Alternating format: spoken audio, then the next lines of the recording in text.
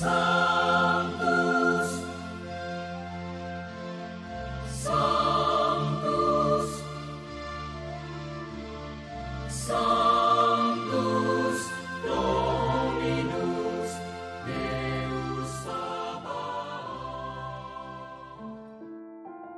Salam jumpa kembali saudara-saudariku yang terkasih dalam Tuhan kita Yesus Kristus. Salam sejahtera untuk kita semua. Berkat Allah yang Maha Kuasa senantiasa menyertai kita. Hari Kamis tanggal 31 Juli tahun 2025 adalah peringatan wajib Santo Ignatius dari Loyola, Imam. Ignacio Lopez de Loyola atau yang kita kenal sebagai Santo Ignatius de Loyola adalah pendiri dari Serikat Yesus. Ia dilahirkan di kastil keluarga bangsawan Loyola di wilayah Basque, Spanyol. Ketika masih kanak-kanak, ia dikirim untuk menjadi abdi di istana raja. Di sana, ia tinggal sambil berangan-angan bahwa suatu hari nanti ia akan menjadi seorang kesatria yang hebat.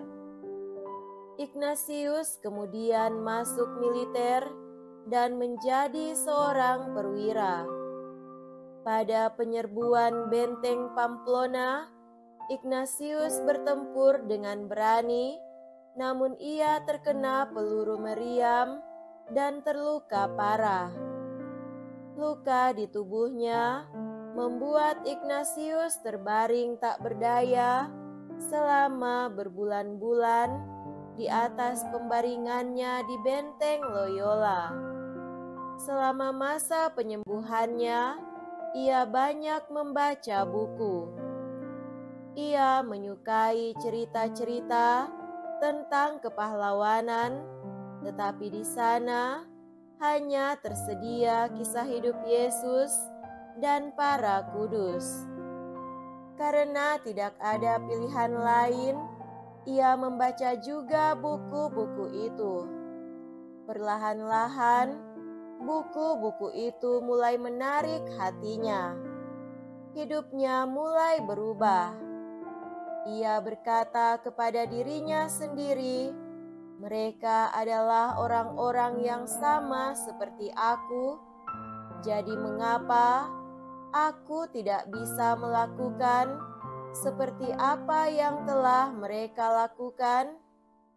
Semua kemuliaan dan kehormatan yang sebelumnya sangat ia dambakan tampak tak berarti lagi baginya. Ia mulai meneladani para kudus dalam doa, silih, dan perbuatan-perbuatan baik. Setelah sembuh, Ignatius mengunjungi sebuah biara di mana ia menanggalkan jubah militernya dan mempersembahkannya pada lukisan sang perawan Maria. Santo Ignatius wafat di Roma pada tanggal 31 Juli tahun 1556. Ia dinyatakan kudus pada tahun 1622 oleh Paus Gregorius XV. Marilah kita mendengarkan dan merenungkan bacaan-bacaan kitab suci. Dalam nama Bapa dan Putra dan Roh Kudus. Amin.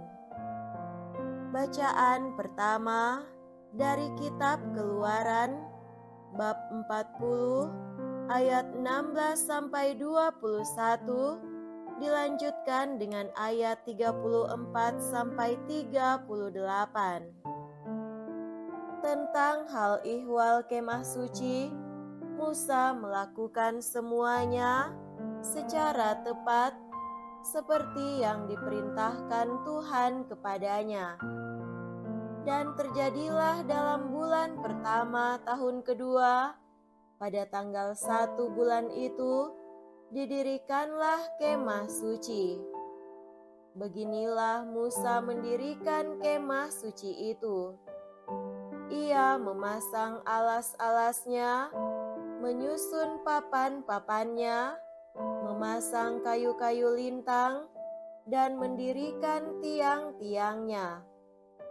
Kemudian, ia membentangkan atap kemah yang menudungi kemah suci dan meletakkan tudung kemah di atasnya, seperti diperintahkan Tuhan kepadanya.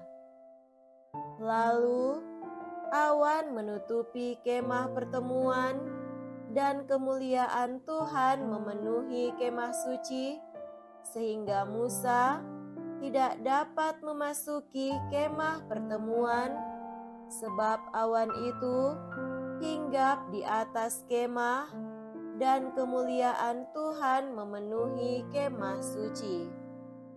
Setiap kali awan itu naik dari atas kemah suci, berangkatlah orang Israel dari tempat mereka berkemah. Tetapi jika awan itu tidak naik, mereka pun tidak berangkat sampai pada hari awan itu naik. Sebab awan Tuhan itu berada di atas kemah suci pada siang hari, dan pada malam hari ada api di dalamnya di depan mata seluruh umat Israel pada setiap tempat mereka berkemah. Demikianlah sabda Tuhan. Syukur kepada Allah. Semoga Tuhan beserta kita sekarang dan selama-lamanya. Inilah Injil suci menurut Santo Matius. Dimuliakanlah Tuhan. Injil Matius bab 13 ayat 47 sampai 53. Sekali peristiwa, Yesus bersabda kepada orang banyak, "Hal kerajaan surga itu seumpama pukat yang dilabuhkan di laut, lalu mengumpulkan pelbagai jenis ikan. Setelah penuh, pukat itu ditarik orang ke pantai. Lalu mereka duduk, dan dipilihlah ikan-ikan itu. Ikan yang baik dikumpulkan ke dalam pasu, yang buruk dibuang. Demikianlah juga pada akhir zaman. Malaikat-malaikat akan datang memisahkan orang jahat dari orang benar. Yang jahat lalu mereka campakkan ke dalam dapur api. Di sana akan ada ratapan dan kertak gigi. Mengertikah kalian akan segala hal ini?" Orang-orang menjawab, "Ya, kami mengerti." Maka bersabdalah Yesus kepada mereka, "Karena itu, setiap ahli Taurat yang menerima pelajaran hal kerajaan Allah, seumpama seorang tuan rumah yang mengeluarkan harta yang baru dan yang lama dari perbendaharaannya. Setelah selesai menyampaikan perumpamaan itu, Yesus pergi dari sana. Demikianlah sabda Tuhan. Terpujilah Kristus. Saudara-saudariku yang terkasih dalam Tuhan kita Yesus Kristus, tema renungan kita pada hari ini adalah kembali kepada identitas yang benar. Pada hari ini, kita memperingati Santo Ignatius dari Loyola. Satu hal yang terbaik dari hidupnya adalah bahwa ia mempunyai semangat membara untuk apa yang diperjuangkannya. Sejak ia menjadi seorang perwira militer, ia melakukan yang terbaik di bidangnya. Sesudahnya, pada saat ia mengubah haluan hidupnya, ia sungguh mempunyai semangat membara yang sama atas cara mempersembahkan hidupnya bagi Allah dan demi kemuliaan namanya. Ia menjadi pendiri kongregasi Serikat Yesus yang dikenal dengan nama Yesuit dan menjadi terkenal juga karena telah menulis buku yang terkenal, yakni Latihan Rohani atau The Spiritual Exercises, dan tentang hidup Kristus atau The Vita Christi, yang membuktikan bahwa kualitas hidup kerohaniannya begitu unggul. Ignatius semula hanyalah seorang yang biasa, sebagaimana orang dunia dengan bentuk kehidupannya yang duniawi, tapi pada saat ia mempersembahkan dirinya kepada Tuhan demi kemuliaannya, ia menjadi orang yang besar, dan Tuhanlah yang menjadikannya besar untuk maksud dan rencananya yang mulia di muka bumi. Amatlah sulit untuk mempersembahkan diri sepenuhnya bagi Tuhan, apalagi jika kita terikat dengan kepentingan diri, ambisi dan agenda pribadi, atau jika kita terikat dengan segala kenikmatan dan kegemilangan dunia ini. Yesus berkata, "Barang siapa tidak memikul salibnya dan mengikut aku, ia tidak dapat menjadi muridku." Maka orang-orang yang tidak mau berkorban dan tidak memiliki keprihatinan dan kepedulian terhadap sesama, dan tidak punya komitmen terhadap tugas dan tanggung jawab, serta hanya menginginkan yang mudah dan senang, tidak mungkin menjadi murid Yesus. Yang bisa terjadi pada mereka, yakni bahwa iman itu hanya sekedar tempelan pada identitas atau kartu tanda pengenal mereka, dan bukan menjadi hal yang pokok atau yang terutama dalam hidup mereka. Santo Ignatius telah menunjukkan bahwa ia telah melakukannya, yakni menyerahkan dirinya dan segala hal yang padanya untuk dipakai oleh Allah, dan yang dilakukannya dengan sekuat tenaga dan pengorbanan diri yang besar. Saudara-saudari terkasih, memahami pesan dan ajaran Yesus, kita perlu menyadari diri sampai di mana kita telah menjadi pengikut Kristus.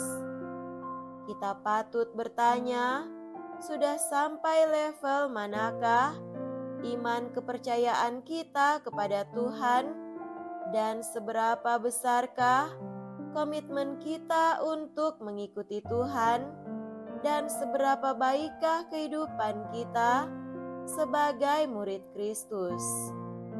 Hari ini adalah kesempatan kita untuk berefleksi diri, untuk memiliki lagi komitmen yang telah hilang, untuk memperbaharui cara hidup yang keliru, dan untuk memiliki tekad menjadi murid Kristus yang terbaik. Kita menyadari bahwa menjadi murid dunia ini yang mengagungkan segala kesenangan dan kenikmatan, akhirnya tidak membawa kita kepada kehidupan yang benar, tetapi sebaliknya mengantar kita kepada kehidupan yang amat merugikan diri kita dan sesama, merugikan hidup dan masa depan kita. Kita percaya bahwa dengan mengikuti Kristus, kita akan dituntun kepada kebenaran, kepada kehidupan yang penuh kemuliaan, karena kita membiarkan Kristus mengerjakan yang terbaik lewat diri kita untuk kebaikan kita dan kebaikan sesama.